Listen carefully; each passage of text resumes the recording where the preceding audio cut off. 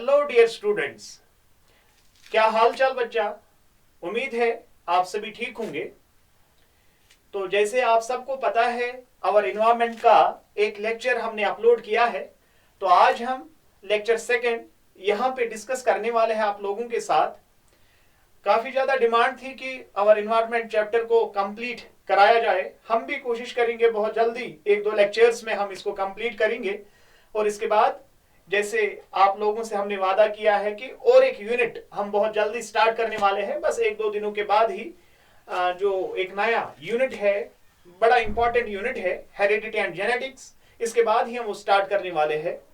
एक लेक्चर हमने already upload किया है। अगर आपने वो लेक्चर नहीं देखा है तो पहले आप वो लेक्चर देख लीजिए ताकि आपको ये वाला लेक्चर समझ आ जाएगा। पहले लेक्चर में हमने कुछ चीजें डिस्कस किए थे, जैसे हमारे इन्वायरमेंट के 2 तरह के कंपोनेंट्स होते हैं, बायोटिक कंपोनेंट और एबायोटिक कंपोनेंट।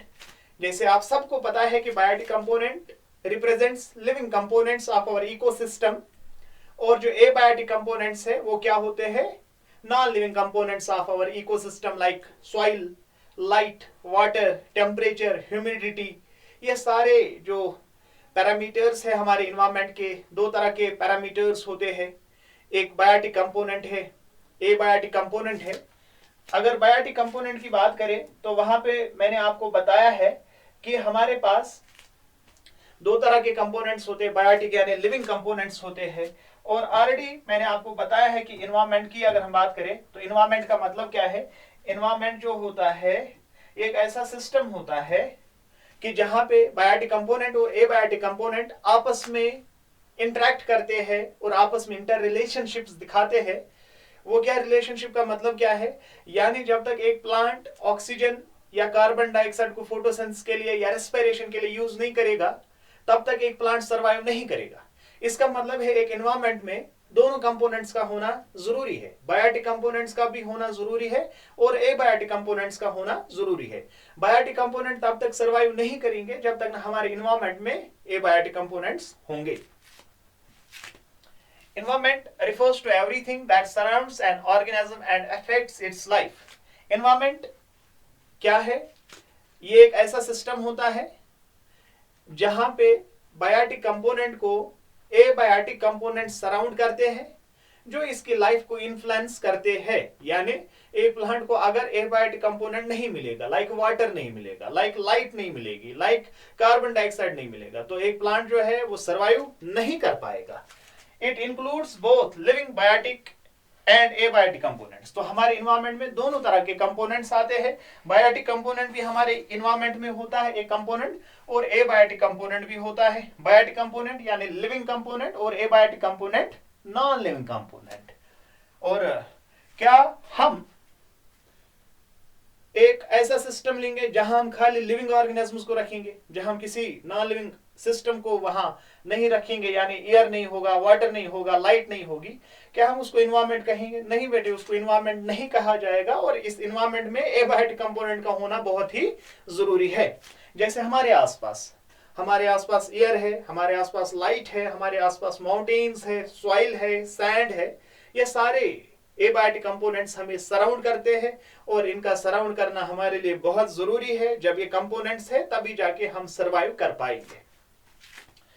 इसके बाद जो एनवायरनमेंट है, इसके लिए जब आप हायर क्लासेस में बच्चा पढ़ते हो तो वहां पे अलग एक ब्रांच है जहां पे एनवायरनमेंट को पढ़ा जाता है। उस ब्रांच को इकोलॉजी बोला जाता है। इकोलॉजी का मतलब क्या है, एक ऐसा सिस्टम है जहां पे हम एनवायरनमेंट की स्टडी करते हैं। एनवायरनमेंट में दोनों कंपोनेंट्स आएंगे, बायोटिक कंपोनेंट भी और एबायोटिक कंपोनेंट्स भी, जहां पे हम बायोटिक कंपोनेंट्स के साथ साथ एबायोटिक कंपोनेंट्स भी की भी स्टडी होती है, यानी दोनों कंपोनेंट्स की स्टडी होती है। उस स्टडी को हम, उस बायोलॉजी के उस ब्रांच को हम इकोलॉजी कहते हैं, यानी जहां पे एनवायरनमेंट को स्टडी करा जाएगा। एनवायरनमेंट मतलब कि जहां पे बायोटिक कंपोनेंट्स की भी बात होगी और एबायोटिक कंपोनेंट्स की भी बात होगी, उस ब्रांच को हम इकोलॉजी कहते हैं। हमारे पास जो ecology is the branch of biology that deals with study of relationship between living organism and their environment. Environment में कौन से कंपोनेंट्स आते हैं? एनवायरनमेंट में आते हैं एबायोटिक कंपोनेंट्स। जहां लिविंग ऑर्गेनिज्म एबायोटिक कंपोनेंट के साथ इंटरेक्ट करेगा, इंटर रिलेशनशिप दिखाएगा, उस वाली स्टडी को हम, उस ब्रांच ऑफ स्टडी को हम इकोलॉजी कहते हैं। इकोलॉजी एक ऐसा ब्रांच है जहां पे बेटे बायोटिक कंपोनेंट्स की रिलेशनशिप पढ़ी जाती है कि एक बायोटिक कंपोनेंट किस तरह से एबायोटिक कंपोनेंट्स के साथ इंटर रिलेशनशिप और इंटरेक्ट करता है।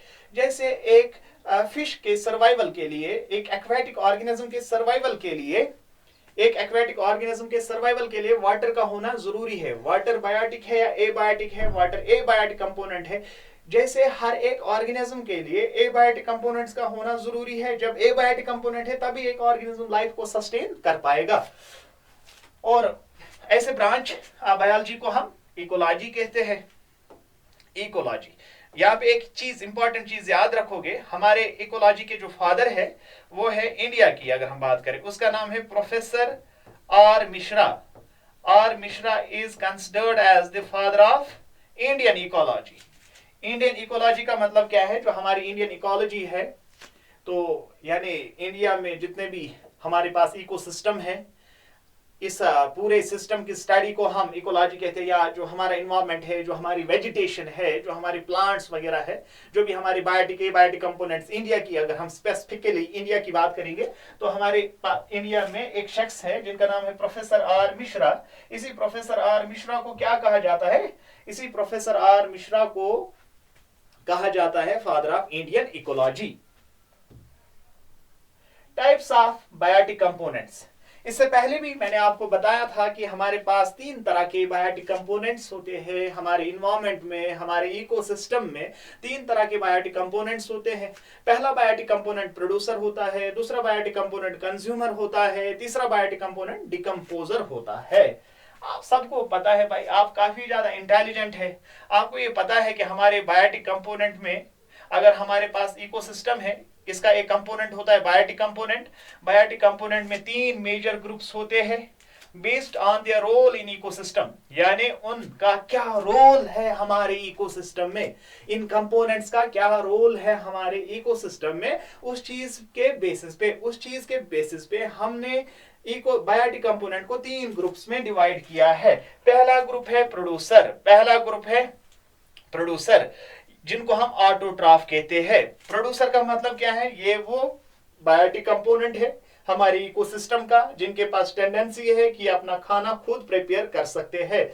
एक ऐसा ग्रुप इंडिविजुअल्स का, एक ऐसा बायोटिक कंपोनेंट जिनके पास ये टेंडेंसी है कि अपना खाना बना सकते हैं by process of photosynthesis.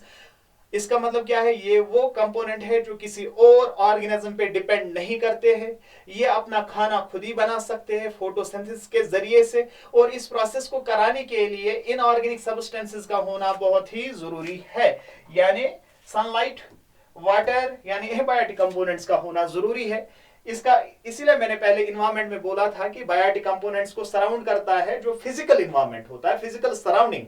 Biotic component with respect to physical surrounding को इन्वायरमेंट कहा जाता है। और यहाँ पे अगर प्रोड्यूसर की बात करें, ये एक ऐसा बायोटिक कंपोनेंट है जिनके पास टेंडेंसी है, पोटेंशियल है कि अपना खाना बना सकते हैं। These are organisms that produce their own food using sunlight, water, carbon dioxide through photosynthesis.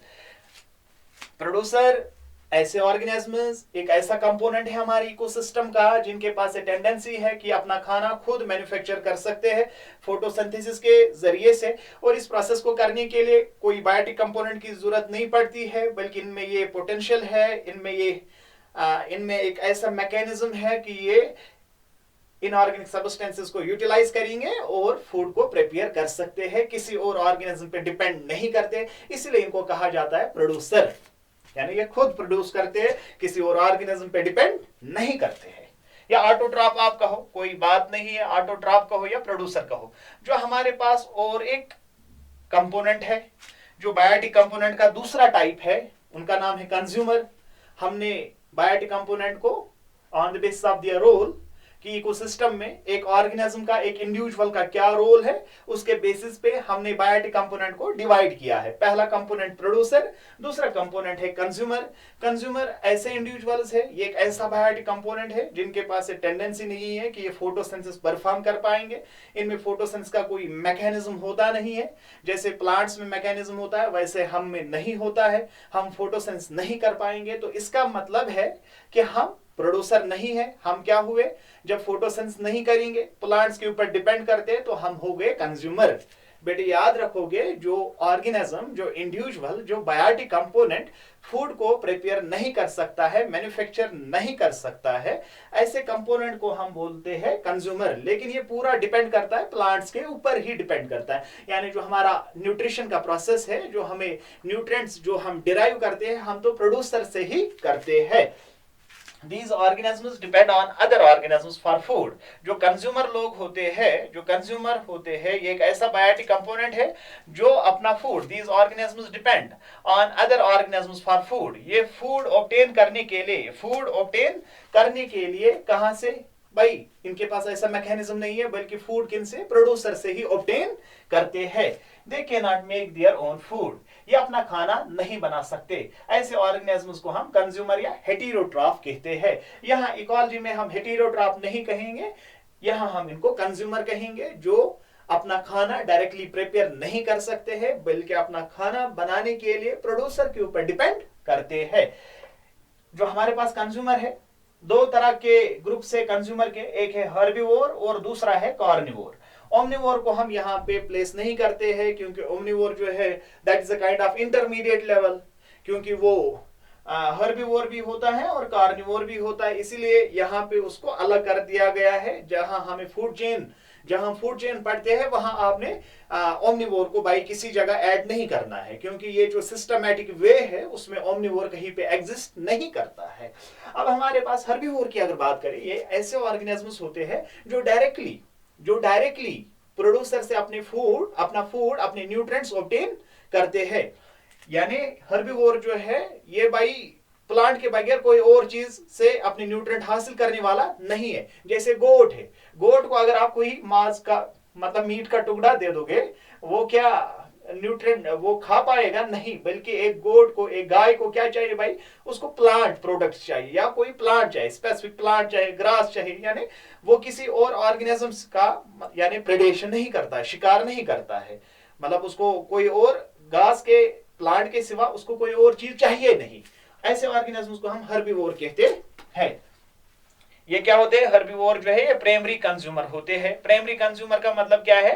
ये प्रोड्यूसर से, ऐसे ऑर्गेनिजम्स जो डायरेक्टली प्रोड्यूसर से अपने न्यूट्रिएंट हासिल करेंगे, उनको हम प्राइमरी कंज्यूमर कहते हैं। ये वो ऑर्गेनिजम्स है जो प्लांट को ईट करते हैं, प्लांट के सिवा ये किसी और ऑर्गेनिज्म से न्यूट्रिएंट ऑब्टेन करने वाले नहीं है।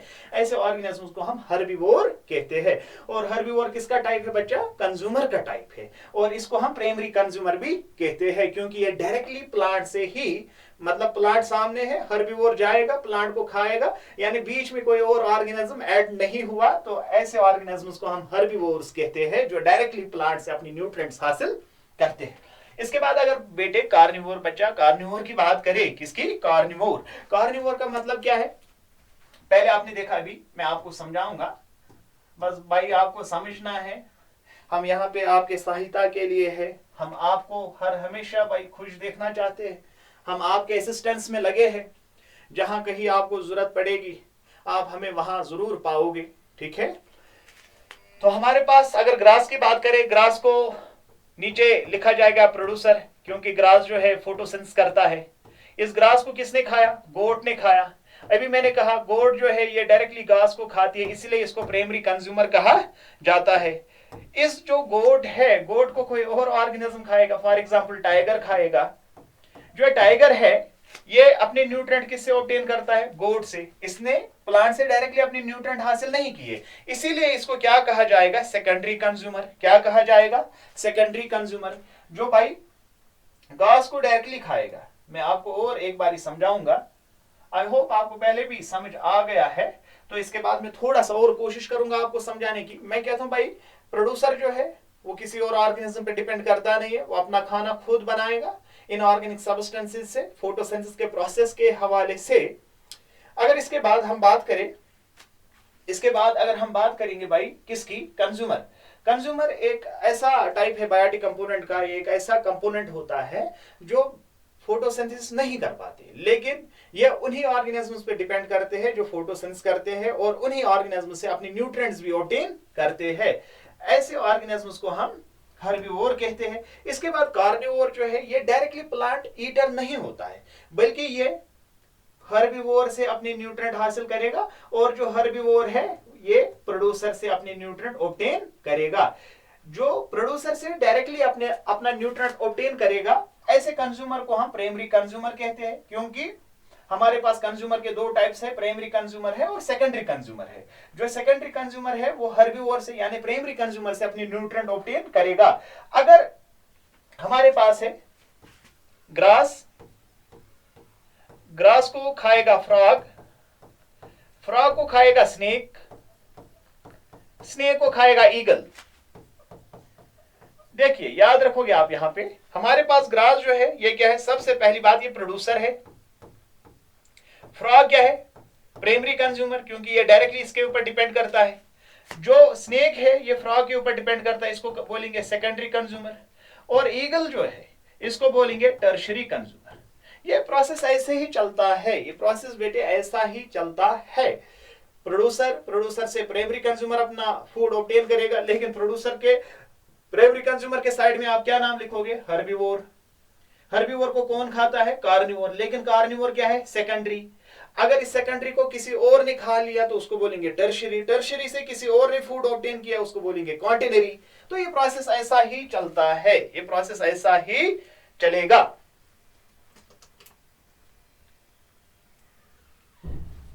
इसके बाद आप बेटे याद रखोगे कि हमारे पास जो बायोटिक कंपोनेंट है, बायोटिक कंपोनेंट में क्या क्या आता है।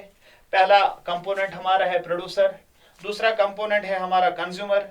कंज्यूमर में क्या क्या है, प्राइमरी कंज्यूमर जो डायरेक्टली फूड ऑब्टेन करेगा, उसके बाद है सेकेंडरी कंज्यूमर, उसके बाद है टर्शियरी कंज्यूमर। इसके बाद और एक कंपोनेंट है वो है डिकम्पोजर, यानी जो हमारे पास कार्निवोर है इसको सेकेंडरी कंज्यूमर या टर्शियरी कंज्यूमर में हम प्लेस करते हैं। इसका मतलब ये भाई प्लांट ईटर नहीं है, ये प्लांट्स ईट नहीं करेगा, ये प्लांट से अपनी न्यूट्रिएंट्स ऑब्टेन करता नहीं है, ये बाई प्रेडेशन करता है, शिकार करता है। किसका, हर्बिवोर का, यानी ये फ्लैश ईटर होते हैं, मीट ईटर होते हैं, ये प्लांट से अपनी न्यूट्रिएंट ऑब्टेन करते नहीं है। ऐसे ऑर्गेनिजम्स को हम कार्निवोर कहते हैं। इसके बाद हमारे पास डिकम्पोजर है। इसके बाद हमारे पास क्या है, डिकम्पोजर। डिकम्पोजर क्या होते हैं, ये ऐसे ऑर्गेनिजम्स होते हैं जो किसी ऑर्गेनिज्म का बाई प्रेडेशन करते नहीं है, ये प्लांट से डायरेक्टली अपना फूड ऑब्टेन करते नहीं है। ये ऐसे ऑर्गेनिजम्स है जब किसी प्रोड्यूसर की, प्राइमरी कंज्यूमर की, सेकेंडरी कंज्यूमर या टर्शियरी कंज्यूमर की डेथ हो जाएगी। डेथ होने के बाद जो डिकम्पोजर है उन डेड बॉडी से अपना न्यूट्रिएंट, अपना फूड डिराइव करते हैं। ऐसे ऑर्गेनिजम्स को बेटे डिकम्पोजर कहा जाता है। डिकम्पोजर ऐसे ऑर्गेनिजम्स है जब प्लांट की डेथ हो जाएगी, यानी प्लांट गिर जाएगा, जब वो सड़ जाता है, सड़ने के लिए डिकम्पोजर का होना जरूरी है। या कोई डेड बॉडी है, कोई ह्यूमन बॉडी है, कोई एनिमल की बॉडी है, कोई किसी भी ऑर्गेनिज्म की बॉडी है, उसको डिकम्पोज करने के लिए हमारे पास हमारे इकोसिस्टम में एक और कंपोनेंट होता है, जिस कंपोनेंट को हम डिकम्पोजर कहते हैं। डिकम्पोजर एक ऐसा कंपोनेंट होता है जिनको हम सेप्रोट्रॉप भी कहते हैं। These organisms break down dead plants and animals into simpler substances, यानी डेड सब्सटेंसेस, डेड मटेरियल को, डेड बॉडीज को, यानी डेड बॉडी जो है उसको ये कन्वर्ट कर देते हैं, ऑर्गेनिक मैटर को ये इनऑर्गेनिक में कन्वर्ट कर देते हैं और उसी तरीके से ये उसी ऑर्गेनिक मैटर से अपना फूड ऑब्टेन करते हैं। ऐसे ऑर्गेनिजम्स को बेटे डिकम्पोजर कहा जाता है जो डेड एंड डिकेइंग मैटर से अपना न्यूट्रिएंट, डेड बॉडी से अपने न्यूट्रिएंट्स ऑब्टेन करते हैं। ऐसे ऑर्गेनिजम्स को क्या कहा जाएगा, डिकम्पोजर। क्या ये लिविंग होते हैं, हाँ ये लिविंग होते हैं। इसमें ज्यादातर माइक्रोब्स जो है, माइक्रोब्स ऐसे है जो डेड बॉडी को डिकम्पोज होने में हेल्प करते हैं। ऐसे ऑर्गेनिज्म को डिकम्पोजर कहा जाता है। ऐसे ऑर्गेनिज्म को बेटे डिकम्पोजर कहा जाता है। इसके बाद दे recycle nutrients back into the environment. देखो भाई ये क्या करते हैं, इनका काम असल में जो ये डेड बॉडी है, जो ये माइक्रोब्स होते हैं या डिकम्पोजर होते हैं, ये dead body kind of organic matter ही होती है। यानी डेड बॉडी ऑर्गेनिक मैटर का मतलब है जो डेड बॉडी है उसमें प्रोटीन्स होते हैं, कार्बोहाइड्रेट्स होते हैं, प्रोटीन, कार्बोहाइड्रेट, फैट, लिपिड वगैरह ये सारे ऑर्गेनिक कंपाउंड्स होते हैं। ऑर्गेनिक का मतलब क्या है, जो कार्बोहाइड्रेट यानी कार्बोहाइड्रेट, प्रोटीन, ये सारा ऑर्गेनिक है। ऐसा क्या होता है ऑर्गेनिक, जिसमें कार्बन, हाइड्रोजन यानी फैट, कार्बोहाइड्रेट, प्रोटीन, ये कार्बन, हाइड्रोजन और ऑक्सीजन के बने होते हैं, मेजर एलिमेंट्स इनमें प्रेजेंट होते हैं। हमारे पास यहां याद रखोगे ऑर्गेनिक को यही डिकम्पोजर इनऑर्गेनिक में कन्वर्ट करते हैं, और ये इनऑर्गेनिक मिनरल्स जो होते हैं, इनऑर्गेनिक मिनरल को प्लांट बॉडी वापस से यूज करती है, फिर से प्लांट की डेथ हो जाएगी, फिर से ऑर्गेनिक मैटर, फिर से ये डिकम्पोजर उसको इनऑर्गेनिक में कन्वर्ट करेगा, और कन्वर्ट करने के बाद इसको फिर से प्लांट यूज करता है। इस तरीके से ये डिकम्पोजर का कंसेप्ट यहाँ पे है। और द प्रोसेस ऑफ डिकम्पोजिंग, जब डेड बॉडी को डिकम्पोज किया जाएगा with the help of these microbes, उस प्रोसेस को हम डिकम्पोजिशन कहते हैं। डिकम्पोजिशन का मतलब क्या है, जो हमारे माइक्रोब्स होते हैं ये किसी ऑर्गेनिक मैटर को, किसी डेड बॉडी को डिकम्पोज कर देते हैं, यानी ऑर्गेनिक मैटर को इनऑर्गेनिक में कन्वर्ट करने को ही डिकम्पोजिशन कहते हैं। The process of conversion of organic matter into inorganic substances is called as decomposition. याद रखोगे आप बेटे, the process of conversion of organic matter into inorganic substances is called as decomposition. उस प्रोसेस को डिकम्पोजिशन कहा जाता है। इसके बाद हमारे पास और एक कंसेप्ट है बेटे, फूड चेन का कंसेप्ट है। इंशाल्लाह वो हम दूसरे लेक्चर में, कल यानी दूसरे लेक्चर में हम फूड चेन से और स्टार्ट करने वाले हैं। इसमें कुछ और कंसेप्ट है, लाइक ट्रॉपिक लेवल है, फूड चेन है, 10% लॉ है, कुछ पायरामिड्स के रिलेटेड बात होगी, वो इंशाल्लाह नेक्स्ट लेक्चर में हम बात करने वाले हैं। टिल देन अल्लाह हाफिज।